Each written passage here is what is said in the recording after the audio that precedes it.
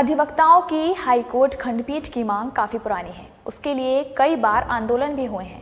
एक बार फिर आंदोलन की सुगबुगाहट शुरू हो गई है। गुरुवार को दीवानी में सभी बार एसोसिएशन के पदाधिकारियों ने मानव श्रृंखला बनाकर नारेबाजी कर अपना विरोध जताया और जल्दी से जल्द खंडपीठ बनाए जाने की मांग दोहराई।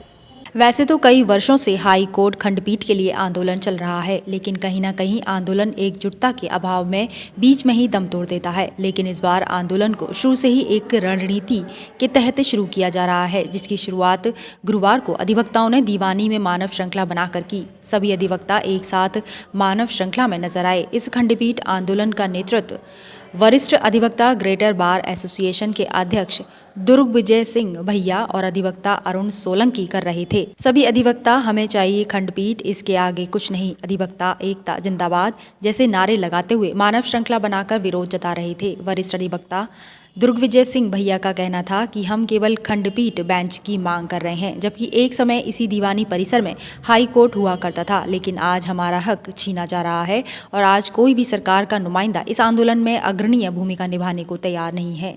सब नेता झूठा आश्वासन देकर चले जाते हैं। इस बार लड़ाई आर पार की होगी, चाहे कुछ भी करना पड़े।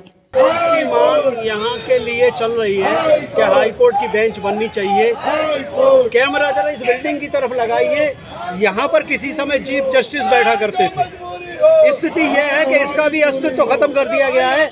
यहाँ पत्थर हाई कोर्ट का लगा था, उसे उखड़वा करके कहीं गायब कर दिया है। ये पत्थर भी चोरी चला गया। हाई कोर्ट होना चाहिए। हाई कोर्ट जब यहाँ था, आज की तारीख में हम केवल एक बेंच की मांग कर रहे हैं। हमारे बीच में बहुत सारे साथी पुराने जो अग्रणी थे वो इस संघर्ष को चलाते रहे, आज हमारे बीच में नहीं है। उसी हाई कोर्ट की बेंच को मांग के लिए हम लगातार जो है क्या प्रयास कर रहे हैं। हमारे सब अधिवक्ता साथी प्रयास कर रहे हैं, रोजाना अपना काम भी छोड़ते हैं और हाई कोर्ट बेंच की मांग भी करते हैं। ये इनका बहुत बड़ा योगदान है। अधिवक्ता खंडपीठ की मांग को लेकर काफी आक्रोशित दिखे। सभी का कहना था कि इस बार मांग नहीं मानी गई तो आंदोलन उग्र रूप भी ले सकता है। बेंच की स्थापना के लिए हमारे अधिवक्ता भाई सभी जुझारू रूप से संघर्षरत है। फिर भी सरकार के कानों पे कोई जू नहीं रेंग रही है। करीब पश्चिमी उत्तर प्रदेश में खंडपीठ होने से 26 जिले प्रभावित हो रहे हैं। 26 जिलों को काफ़ी सुविधा मिलेगी, काफ़ी न्याय की उम्मीद बढ़ेगी और जो ऑनरेबल हाई कोर्ट में पेंडेंसी है वो पेंडेंसी भी खत्म होगी।